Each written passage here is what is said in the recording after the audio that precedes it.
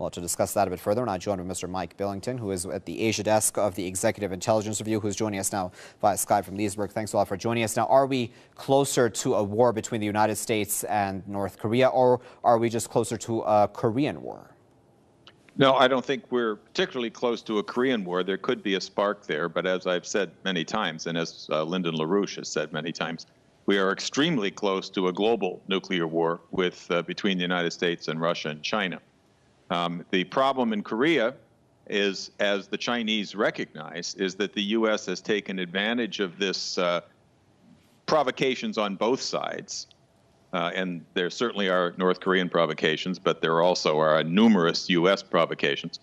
They've taken advantage of this for a significant military buildup in the region, which the Chinese recognize as a ring around China.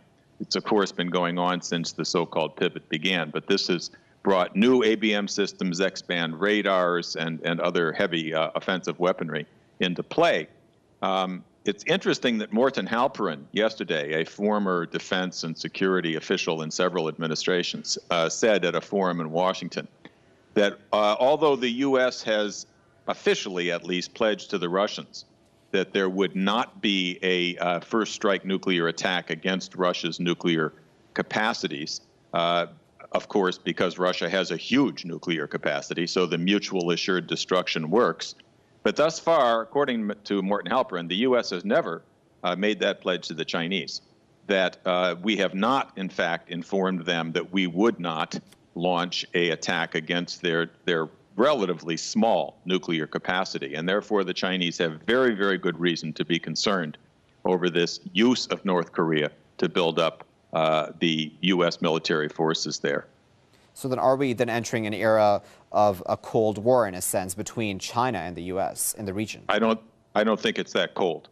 And especially the confrontation with Russia is actually far more serious because the U.S. and the British are insisting that Russia and China back down from their absolute refusal to accept the regime change policy in the Middle East.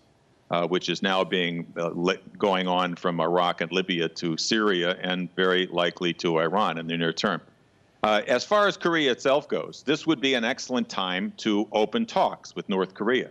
The North is open to talks. What they want is a better relationship with the United States, to do away with the armistice which ended the Korean War with no peace, no official peace treaty, but want a peace treaty. But it has to be on equal terms, and therefore they make these kind of belligerent statements, and they've developed their nuclear weapons, very small scale and incapable of attacking the United States, despite their statements. And everybody knows that they're incapable of launching such an attack, and it would be insane and suicidal.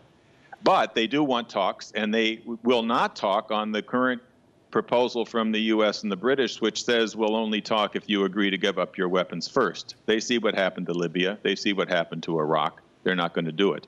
But it is an excellent time, and many in South Korea, by the way, agree, including potentially the new President Park Geun-hye, who wants to have a basis of trust between North and South Korea.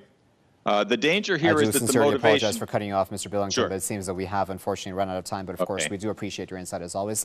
That was Mike Billington speaking to us live from Leesburg.